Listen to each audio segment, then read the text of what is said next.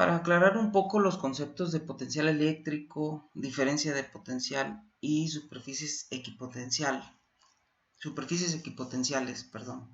Hice este pequeño video gracias a la sugerencia de Santiago de Colombia y empecemos calculando el trabajo necesario para acercar dos cargas eléctricas y supongamos que las dos son positivas. Tenemos una carga positiva a la izquierda. Tratamos de acercar una carga positiva hasta determinada distancia. Hacer eso me va a costar cierta cantidad de trabajo, tengo que invertir energía para hacerlo. Y bueno, si nos acordamos de la secundaria, el trabajo lo calculamos multiplicando la fuerza por la distancia, la fuerza que aplicamos por el desplazamiento que le provocamos a los cuerpos. Sin embargo, cuando yo quiero mover esa carga, primero tengo que aplicar cierta cantidad de fuerza, que por cierto es igual a la fuerza eléctrica de repulsión que está dada por la ley de Coulomb.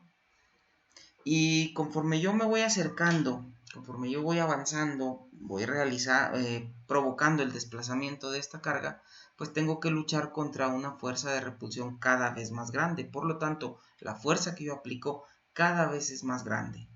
Entonces, no es una fuerza constante. Por lo tanto, tendríamos que calcular una especie de promedio o, mejor dicho, lo que tenemos que hacer es hacer esto paso por paso. Literalmente, cada pasito que doy, calculo una pequeña cantidad de trabajo, hago ese cálculo para todos los pequeños desplazamientos y sumo todos. O sea, calculo una integral. Si se fijan, ahora escribí la fuerza en azul y puse un signo menos. Lo que estoy dando a entender con esto es que la fuerza que aplica mi mano, que era la fuerza que pintábamos en rojo, el trabajo que yo realizo, pues es igual al negativo de la fuerza azul, al negativo de la fuerza eléctrica de repulsión. Por eso van a encontrarse ese signo negativo en todas las definiciones que tienen que ver con energía potencial eléctrica y con potencial eléctrico. Bien, pues si así es como se calcula el trabajo que realizo, entonces voy a pensar en traerme una carga, vean los límites de la integral, traerme una carga desde el infinito, allá muy lejos donde la carga no sentía la repulsión. Inicialmente no tenía yo que aplicar una fuerza porque la repulsión era prácticamente cero. Y la voy a traer hasta determinada posición donde se van a encontrar las cargas separadas a una cierta distancia r. Bueno, pues realizar esa cantidad de trabajo, traérmela desde el infinito hasta ahí, no es otra cosa más que el trabajo necesario para armar un sistema de cargas, en particular este que estamos viendo aquí. Y eso es lo que conocemos como energía potencial eléctrica, porque el trabajo que yo realizo se almacena en forma de energía potencial. Es como comprimir un resorte. Si tú sueltas esa carga, si no la sostienes ahí donde está, si la sueltas, sale disparada. Igual que si hubieras realizado la compresión de un resorte. Una cosa muy importante que hay que decir aquí es que, antes, esa cantidad la vamos a denotar con la letra U mayúscula en la mayoría de los textos y está dada por esta expresión. Si ustedes revísenlo en cualquier libro de texto, si ustedes realizan esta integración, el r cuadrado que aparece abajo de la ley de Coulomb se convierte en una r, desaparece el signo negativo y bien, esta es la expresión para la energía potencial eléctrica, es decir, la energía que está almacenada en este sistema de cargas debido a su configuración, por el hecho de estar cargadas ambas positivamente y por el hecho de estar a esa distancia de separación, tenemos una energía almacenada. La energía potencial eléctrica es una cantidad escalar y sus unidades pues son unidades de energía, de trabajo, Joule. Y lo que les quería decir hace rato era que el trabajo que yo realizo y por lo tanto la energía potencial es independiente de la trayectoria que yo haya seguido. Cuando ocurre este caso, le llamamos al campo contra el que luchamos, el campo en el que almacenamos energía potencial, le llamamos un campo conservativo. El campo eléctrico es un campo conservativo. Bien, pensemos en ese punto P donde estaba la carga. Y si yo me pregunto, oye, ¿cuánto me cuesta traerme una carga hasta ahí? Pues la respuesta va a ser la que da cualquier arquitecto cuando le preguntas, oye, ¿cuánto me cuesta construir un baño en mi casa? Te van a decir, depende. Y entonces uno dice, sí, pero más o menos, no, pues depende. ¿Depende de qué? En este caso depende de la carga que te quieras traer. Y entonces yo todavía no me decido cuánta carga voy a traer. Bueno, pues entonces lo que yo puedo, a lo que yo puedo aspirar es a saber cuánto me va a costar por cada unidad de carga que traiga, es decir, por cada coulomb. Y por eso los arquitectos, por ejemplo, nos dan los precios de construir una casa en metros cuadrados. Y entonces tú ya nada más escalas. Si tú quieres construir una casa de 200 metros cuadrados, multiplicas el precio que te dijeron por los 200 metros cuadrados. Yo te voy a decir aquí el precio que te cuesta traerte un coulomb hasta ahí. Y si tú te quieres traer 5 coulombs, pues escalas y multiplicas lo que yo te diga por 5 y se acabó. Bien, entonces el trabajo necesario para traer un coulomb, o el trabajo por unidad de carga, para traer una carga hasta ahí, desde el infinito hasta ese punto, es lo que conocemos como potencial eléctrico. También es una cantidad escalar, pero sus unidades pues son los joules por cada coulomb. Y a eso le llamamos volt o voltio.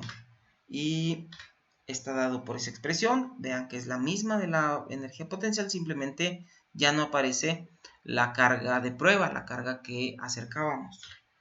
Y aquí está el escalamiento que yo les decía. Si tú me dices cuánto me cuesta traerme un coulomb hasta aquí y yo me quiero traer 8 coulombs, pues simplemente multiplico, simplemente escalo.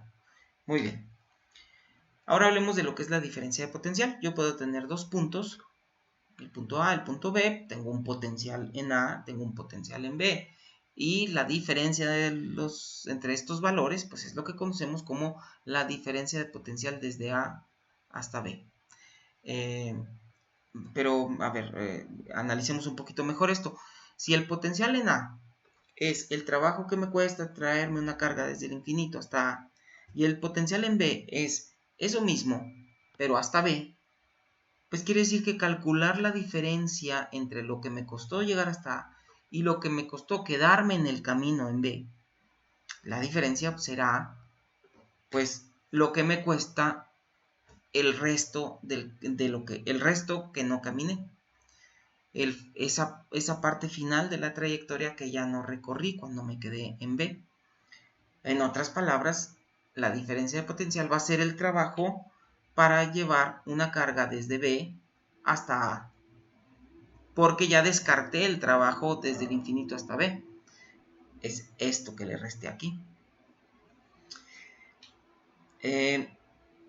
Pensando un poquito más en esto, cuando yo tengo dos puntos, otra vez, la diferencia de potencial entonces entre A y B es el trabajo para llevar una carga desde B hasta A. Y ahora lo pongo en línea recta, podría ponerlo en una trayectoria curva, no importa la trayectoria, recuerden.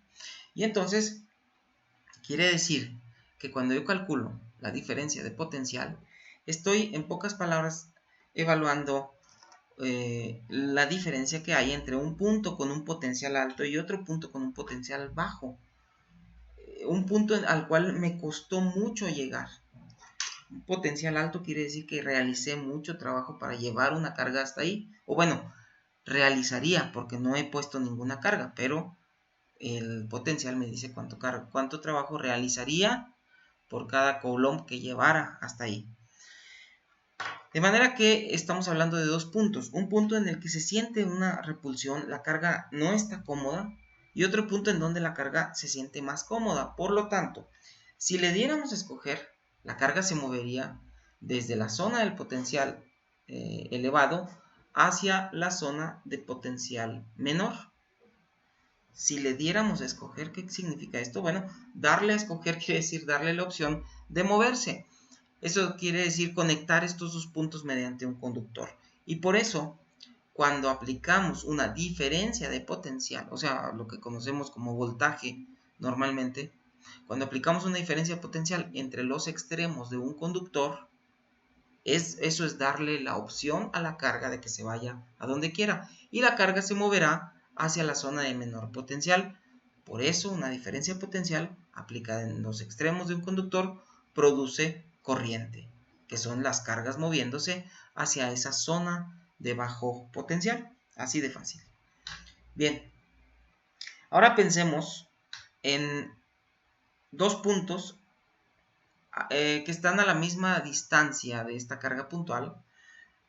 Seguramente me va a costar lo mismo llegar hasta este punto que llegar hasta este otro punto. Y seguramente voy a poder encontrar muchos otros puntos los cuales tengan el mismo potencial, a los cuales me costaría llegar. Me costaría lo mismo llegar desde el infinito. Por lo tanto, yo puedo siempre, alrededor de una distribución de carga, pensar en una superficie que es el conjunto de todos los puntos que tienen el mismo potencial. Eso es lo que llamamos superficie equipotencial.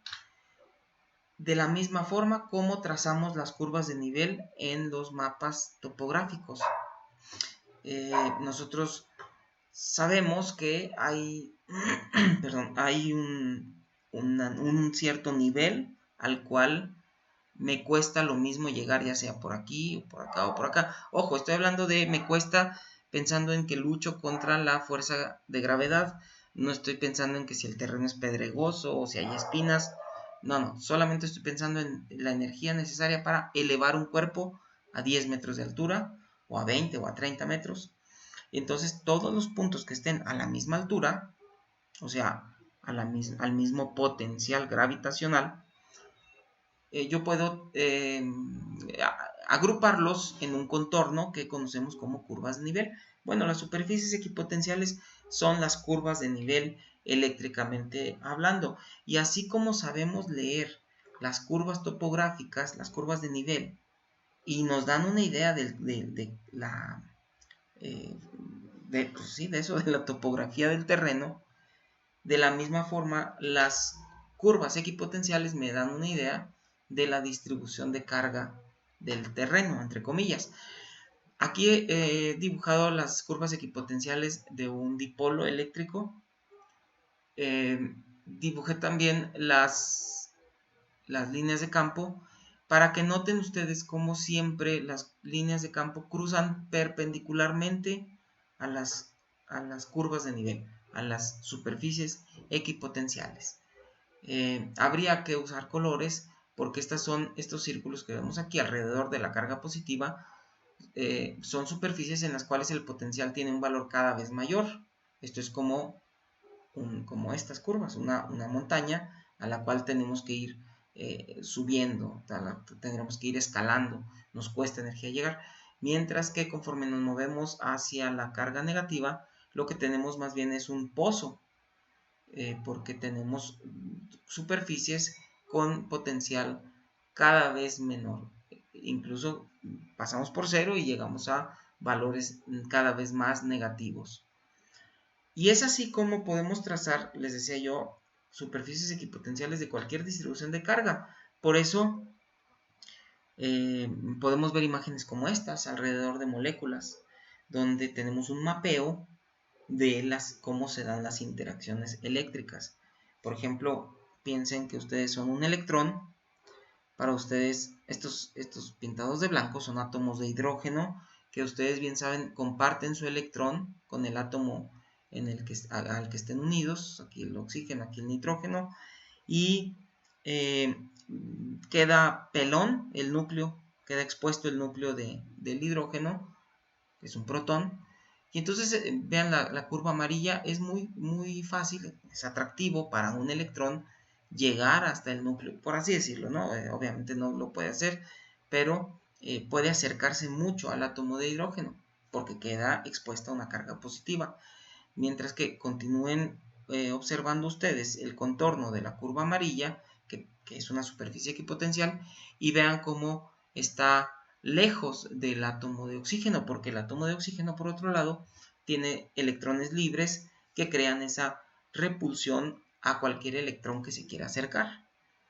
Y entonces esta superficie equipotencial amarilla o la verde o la que quieran ver ustedes nos indica cuáles son los sitios, por ejemplo, susceptibles a un ataque electrofílico, ¿no? Por dónde podría llegar un electrón, por dónde no podría llegar un electrón. Y bueno, esa es una aplicación práctica, o más bien un caso donde vemos que con mucha frecuencia se usan las curvas equipotenciales para leer información de los sistemas cargados. Una última cosa que hay que decir es que en una superficie equipotencial no cuesta energía moverse de un punto a otro. ¿Por qué? Pues porque si la diferencia de potencial es el trabajo que me lleva a moverme de un punto a otro, si yo estoy hablando de dos puntos que pertenecen a la superficie equipotencial, pues estoy hablando de dos puntos con el mismo potencial eléctrico. Y por lo tanto el trabajo para llegar de un lado a otro es cero, porque no hay diferencia de potencial. Recordemos que la superficie de un conductor es una superficie equipotencial. Aquí me faltó. La superficie de un conductor en equilibrio electrostático. Porque 2 diapositivas antes dije yo que en los extremos de un conductor puedo aplicar una diferencia de potencial. Y en este caso pues tendríamos en un mismo conductor dos puntos con diferentes potenciales. Pero una vez que la carga se ha movido y se ha llegado al equilibrio, en otras palabras, cuando ya la pila se acabó, todos los puntos sobre ese conductor tienen el mismo potencial. ¿Ok? Entonces, equilibrio electrostático quiere decir que no hay cargas en movimiento, porque no pueden moverse o porque ya las dejamos que se movieran y nuevamente se reacomodaron hasta que el potencial es constante en todo el conductor. Y listo, espero que con esto haya facilitado la comprensión de estos 3 conceptos. Con esto nuevamente le doy gracias a Santiago y me despido.